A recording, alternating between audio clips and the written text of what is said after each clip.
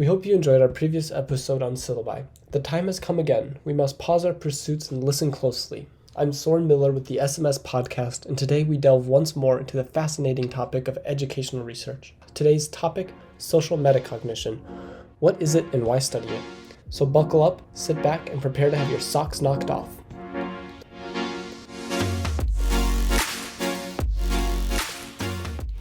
We live in a world where the dangers of scientific illiteracy are becoming increasingly apparent. Vaccine denial, climate change denial, these have real negative consequences. There's a misconception that scientific literacy is simply a rote memory of scientific facts, figures, and findings, that science is static, a body of knowledge to be known but not questioned.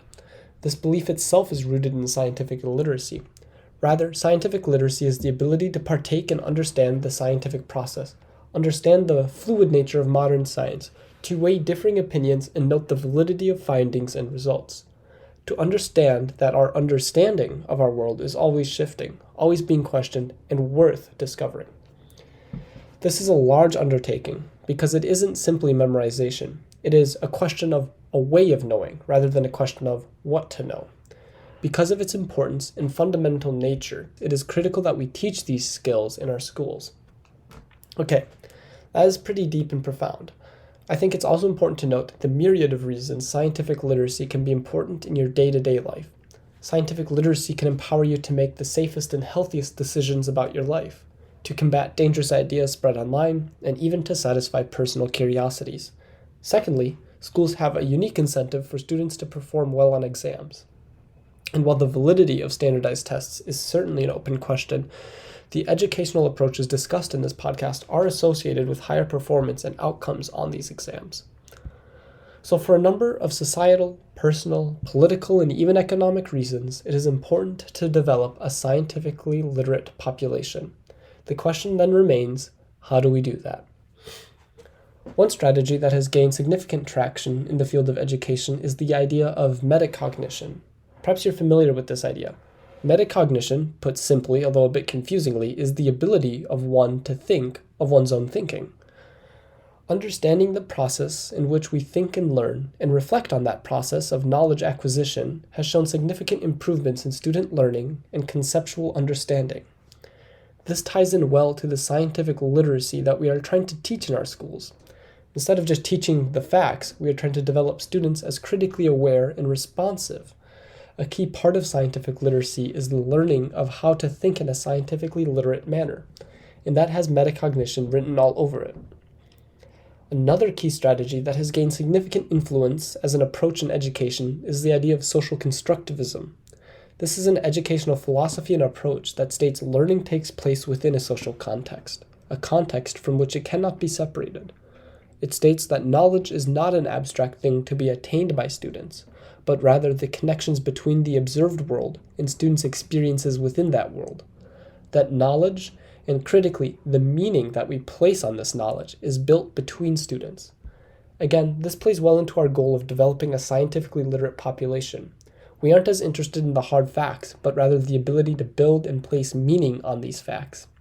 Therefore, a large emphasis is placed on group collaboration in social constructivism. Group work on guided inquiry allows students to develop and create the knowledge necessary for scientific literacy in a collaborative environment. Like metacognition, social constructivism has shown significant improvements in student engagement and outcomes. So now, what if we put these two ideas together? If we do that, we get something called social metacognition. And that's exactly what the researchers at the Department of Biochemistry and Molecular Biology at the University of Georgia wanted to study.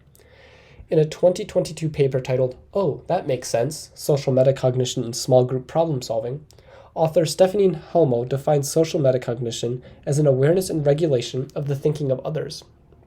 Using a scale-up classroom, discussion among students was recorded while they worked on a problem set.